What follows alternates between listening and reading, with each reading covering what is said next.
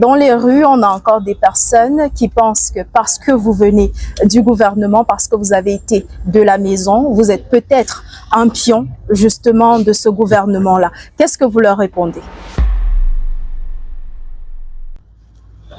Nous nous levons aujourd'hui pour dire que le Cameroun n'appartient à aucun clan, à aucune famille, mais à son peuple souverain.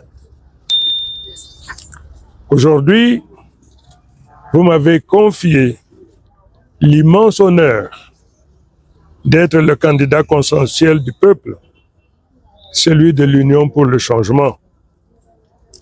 J'accepte cette mission avec humilité, gravité, mais aussi avec une détermination sans pareille.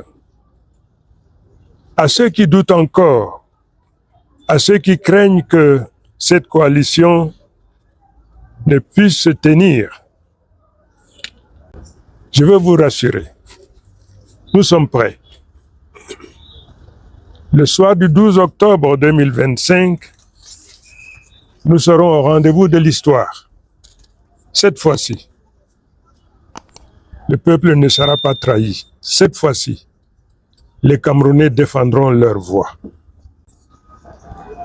Nous ne permettrons plus que la volonté populaire soit confisquée comme par le passé. Monsieur le Président sortant, vous êtes encore en fonction, mais je suis désormais, par la volonté du peuple, votre vis-à-vis. Vous avez un bilan. Moi, j'ai un programme.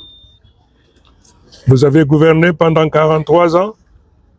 Moi, je viens proposer 3 à 5 ans de transition pour reconstruire ce qui a été détruit sous votre règne.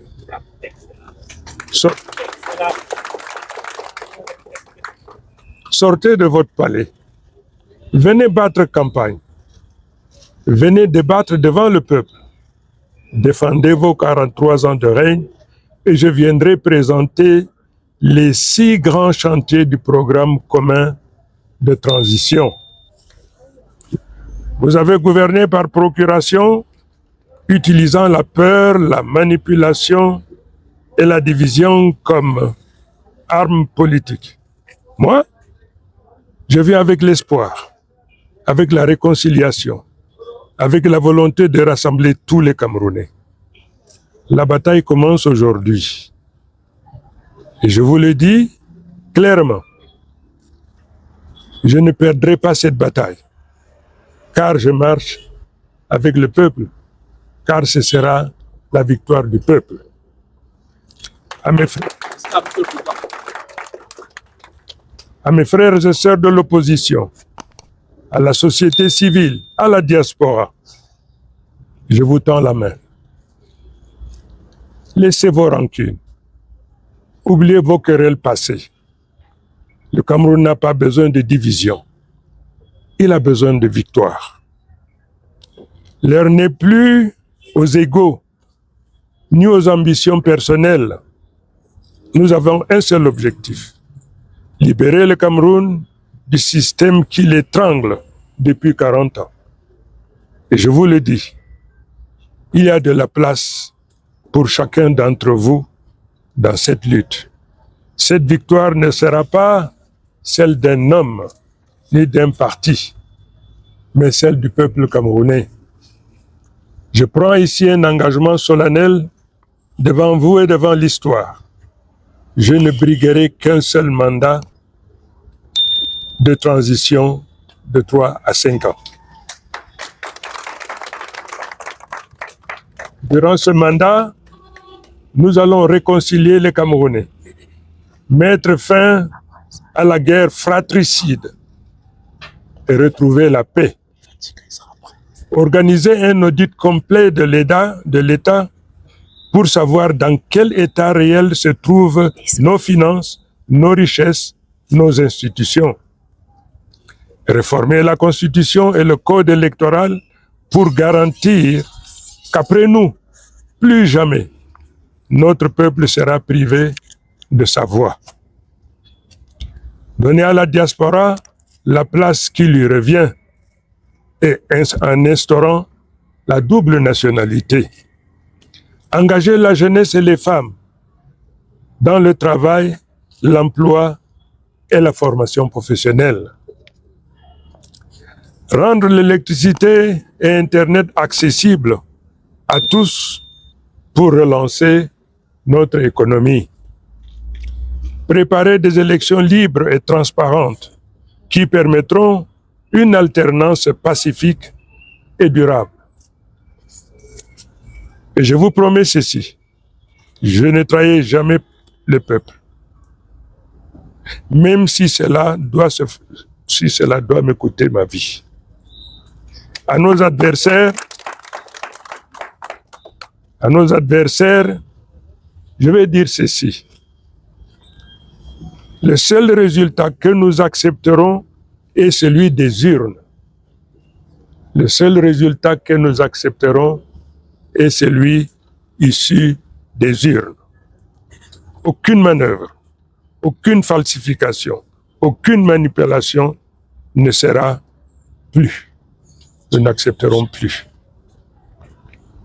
Vous avez semé la peur pendant 43 ans, mais aujourd'hui, la peur a changé de camp. Nous sommes le 13 septembre, jour anniversaire de la mort de Ruben Omniobé. Ce n'est pas un hasard, c'est un signe. Comme lui hier, nous disons, le peuple doit choisir son destin.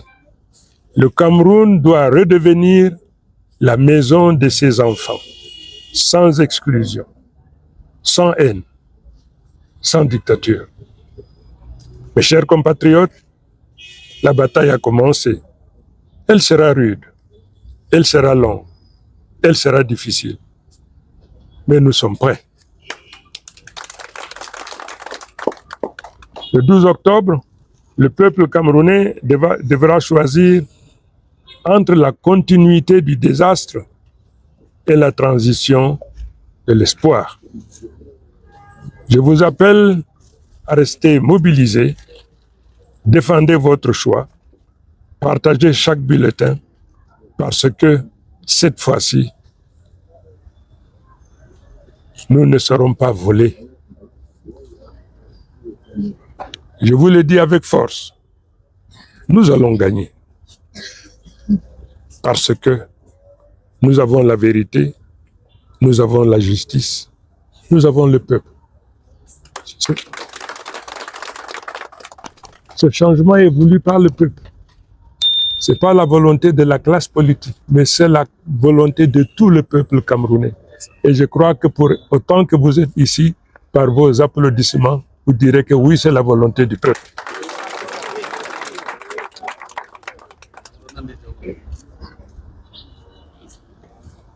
Vive l'Union pour le changement, vive le Cameroun libre, uni et réconcilié. Je vous remercie, mesdames et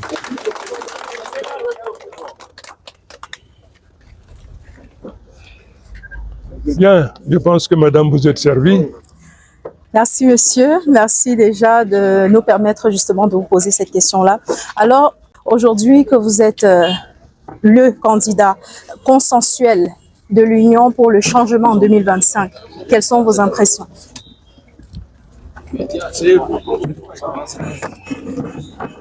Écoutez, comme impression, c'est d'abord la prise de conscience de la responsabilité qui repose sur nos épaules. Ce serait prétentieux de penser que, non, s'il vous plaît, là derrière. J'étais donc en train de dire que ce qui rend facile ce travail, Oui. c'est la volonté du peuple. C'est pas Chiroma, non. Chiroma est un instrument entre les mains de Dieu et du peuple camerounais. Jusqu'ici, on a pu remarquer que vous êtes le choix du peuple. Cela se manifeste d'ailleurs par la quantité de personnes ici présentes. Mais dans les rues, on a encore des personnes qui pensent que parce que vous venez du gouvernement, parce que vous avez été de la maison, vous êtes peut-être un pion justement de ce gouvernement-là. Qu'est-ce que vous leur répondez? Vous savez, lorsque le mental d'un être est formaté au modèle du refus, Oui. quelle que soit la preuve que vous fournirez, le résultat est le même. C'est le rejet. À ceux-là, on a l'habitude de dire, faites attention de ne pas jeter le bébé avec l'eau du bain. Faites attention. À ceux-là, je dirais simplement qu'ils se souviennent de l'histoire. La fleur du lotus pousse toujours au-dessus des eaux fangeuses. La fleur de lotus pousse toujours au-dessus des eaux fangeuses. J'ai fait preuve au niveau du gouvernement. J'ai été ministre des Transports. Pendant que j'ai été ministre des Transports, jusqu'à présent, aucun ministre, 30 ans plus tard, n'a fait autant que j'ai fait, encore moins et plus. 30 ans. Les résultats sont là. Vous pouvez aller poser les questions aux transporteurs, au port, à l'aéroport. Vous le constaterez, madame. Un exemple, ADC, c'est mes enfants. Ouais. Ainsi de suite, dans notre terminal à conteneurs, je suis allé au Japon acheter, bref, au transport, personne. À la communication, vous les journalistes, vous avez eu l'opportunité d'écouter Chiroma, évidemment. Je vais répéter ce qu'on me dit toujours. Quand on annonce que ce soir, Chiroma va parler, la réaction des gens, allons l'écouter. Ce soir encore, il va nous mentir, mais on va quand même l'écouter.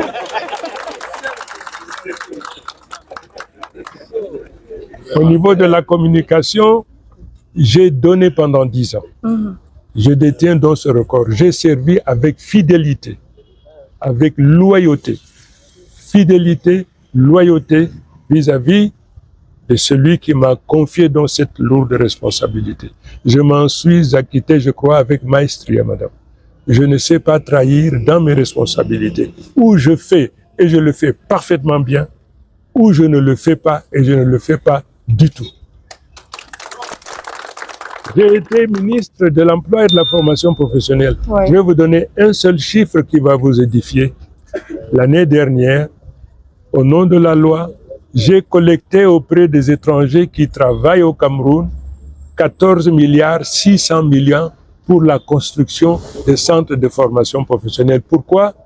Parce qu'aujourd'hui, vous avez des centaines de milliers de Camerounais qui sont des chômeurs, qui ont tous des masters. Mais vérifiez, madame, les mototaximens sont des masters, ce sont des Camerounais qui ont des masters dans la poche. Absolument. Et qui sont des mototaximens, qui sont des vendeurs à la sauvette, qui sont des choses qui sont dans l'informel, pas parce qu'ils ne veulent pas travailler, mais parce qu'ils n'ont pas de métier.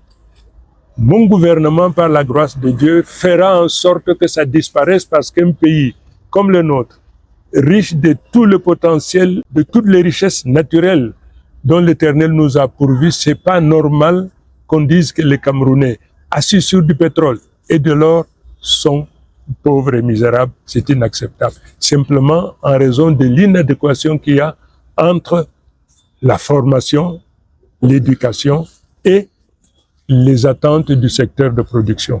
Le gouvernement, le mien, donnera une place au moins égale à celle de l'enseignement général. Parce que l'enseignement général, c'est bien, madame. Indispensable. Tout à fait. Mais sauf que l'enseignement général ne crée pas de la richesse. Ce dont la nation a besoin aujourd'hui, c'est des créateurs de richesse. Vous comprenez? Voilà donc ce que je peux dire à ceux-là qui sont sceptiques. Je leur dis simplement, appuyez-vous sur ce que j'ai déjà fait, et puis accordez-moi au moins le bénéfice du doute. Je réclame ceci, madame, la capacité que Dieu m'a donnée de transformer l'ordure en or.